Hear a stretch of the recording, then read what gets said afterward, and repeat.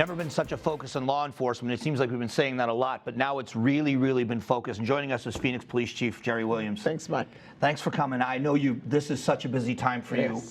Let's start with the cause of this, because I've had such a civilian perspective. I'd like to get yours. Okay. We talked on the air on the radio show about your unique perspective on all of this. Grew up in Phoenix. Yep. African American community. Yep. Cop in Phoenix. Yep. Raised 2 African American sons. Yes. How do you deal with all 4 of those emotions and watch what happened in Minneapolis? So you look at it from a lens of, you can't believe that you're really seeing what you're seeing on TV, and then just the blatant disregard for humanity that was shown to George Floyd for the world to see, while at the same time your sons are calling and saying, "Mom, are you looking? Are you seeing on TV? Oh my God, what is happening?" But from a law enforcement perspective, that technique or whatever that happened was definitely something that's not in keeping with anything that we've been trained. As shocked as you were to see that officer kneel on his neck, I don't know what was more shocking from a civilian's point of view, that as a human being, forget the uniform. Right. You're not only kneeling on someone's neck for 8.5 minutes plus, but over 2 minutes of that, the person was unresponsive. Absolutely. But were you more shocked as a law enforcement officer that he did it, or that there were 3 cops standing around that never said anything? So that's a great point. So I was absolutely and utterly disgusted with the individual committing the act, but even more beside myself, disappointed, disgusted, horrified by the fact that there are 3 other police officers there that, if nothing else, Mike, could have just said, "Hey, get off of him. Hey, there's people that are taping and filming this. Let's do something differently." And the fact that Floyd was in no way resistant was just the epitome of not what the Phoenix Police Department should do, law enforcement should do, any human should do to another person. We understand that a human being should never do something like that, but just from an officer to officer, take care of each other. Like you said, there's people with video cameras, or for the sake of this guy's career, I need to. But he seemed almost emotionless in it. Well, all of them did. They did. Because the other officers walking around were just walking around as though they were in this daze, as though they didn't know what was going on. And that's why I think it's incumbent upon law enforcement at this point and pivotal time in history to really take a look at our force options, how we train, what we do, and really figure out a way to make sure our officers know that if you see a fellow officer doing something that egregious, you have a duty or an intent to act. When you, can you explain, because I have such a civilian's view of this or knowledge of it, and I've tried my best to explain. Right.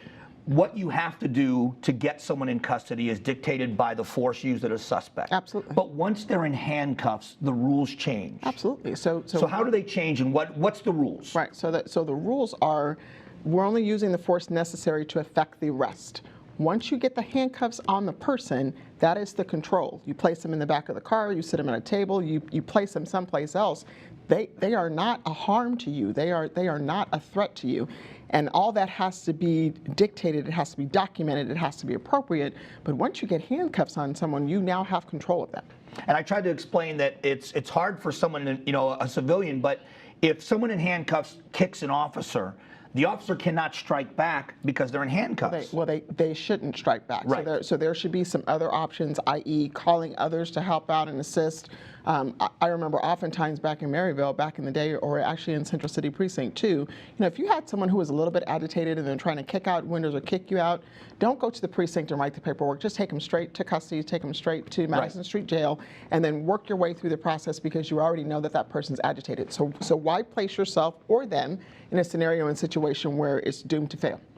All right, so now we have a grip on your mindset as a police chief and as a citizen of what you saw. Right. I want to, in the next segment, talk about your agency and how I believe you've just acted as appropriately as you could have, and about your officers and the mindset and the plan going in and how far we've come. Awesome. Thank you. Okay, we'll do that in just a minute with Chief Williams.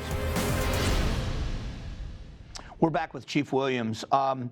When the protest began to happen, night 1, you've got your tactical response team out on the streets. What is the mindset? What is the first mission for the officers on the streets? So the first mission is to protect and serve the community, period, while doing so safely, while doing so with appropriate levels of force, or just allowing people to peacefully protest. So we came on air, we tried to get in front of it to tell the community or advise the community that if you're coming to protest peacefully, we got you all day. However, there has to be a pivot when either damage happens, people start throwing objects, people start throwing fireworks, people start throwing rocks at officers, that's when the pivot has to happen. What I'm most impressed about my agency right now is we've been able to show that we can assert ourselves when we have to, when criminal damage is happening or things are being thrown at officers and or other community members, but we're also showing that we're able to restrain when the crowd of thousands, if I can say, have peacefully ended when we were supposed to due to the curfew.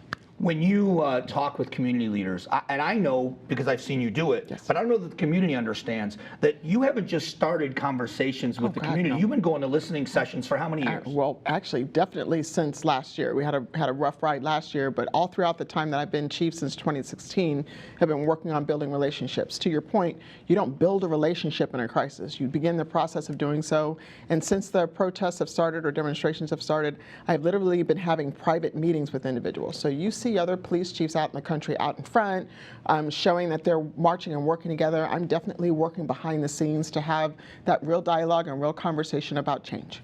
How do you feel about the curfew? Has it helped your mission, and do you think it benefits the protesters in the long run? So I think it benefits law enforcement and the community in the long run. The protesters are part of the community. So what it's literally allowing us to do is just to have a little bit of a breather during the evening hours, while still at the same time, the folks all during the day can protest all day. It's just giving us that opportunity to curtail criminal activity, curtail injury to officers and the community members, and it's really giving us a little bit of breath to be able to just settle down just a little bit. You saw on Saturday night, I believe, the Scottsdale Fashion Square Mall. Cool. So as a result of that, not only do we have to deal with the protests downtown, I also have to protect infrastructures around the city and use my people to do that, plus answer calls for service, because the calls for service haven't ended, and the Phoenix Police Department doesn't stop just because we have protesters. And gathering intel, which, I mean, they're posting it on social media. Definitely. The threats to neighborhoods. My neighborhood was one of the neighborhoods that Yep. was threatened specifically. They're talking about physical damage to homes, Right. physical assault to women. Yep. So that really changed the game. Well, that changes the game for us, because I now realize, due to intel, it's dictating our operations. So I still have calls for service, I still have a protest, we still have to maintain downtown, we still have to protect the malls, and when you call 911, there should not be a pause in our service, and it hasn't been. So I do want to give a quick shout out, if I can, to the men and women of the Phoenix Police Department who've literally stepped up day after day after day to do this job. And it's never easy as a police chief to mobilize or to tell everyone, you don't have days off, you don't have weekends, I need you in and I need you now. There was not anyone who didn't come in, and our Reserve Bureau, there were 84 reserves who came in at a moment's notice on Sunday. So I'm just blessed to have people surrounding me like that.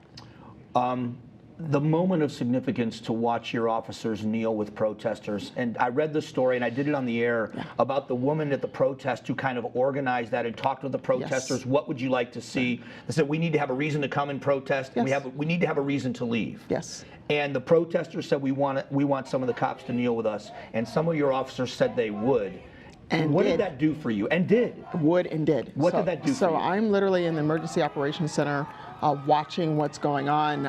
I literally did this in the Emergency Operations Center because, to me, it was a pure show of peace and connectivity with the community. No one told them to do that. No one ordered them to do that. They did it because they lead with heart. And if that's going to make a peaceful resolution, then I'm all for it. And to watch this happen all over the country in spots. Yes.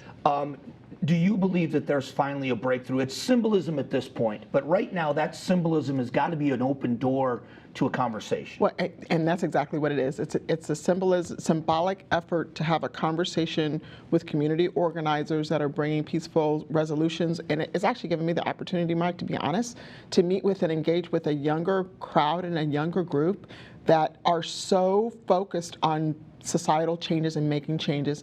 And it's absolutely refreshing to have that opportunity. It's unique. I'm going to try to ask this the right way. Okay. In your time as a police officer, you've watched a lot of these walls come down. Oh, definitely. Officers that were non-white being allowed in the department, women being promoted. Definitely. You've seen those changes in policing. Do you see this being the next phase of change in policing? Undoubtedly, absolutely. So we talk about those shifts. This is definitely a shift in the atmosphere, and with the voices being heard across the country, you can't silence the shift. So we need to figure out how to reinvigorate ourselves, reinvent ourselves, in order for others to really think that we're just and transparent.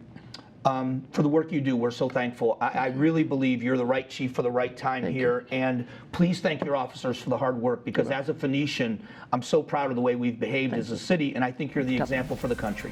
Thank you. Thank you very much for having us. Thanks, Chief. I'll be back.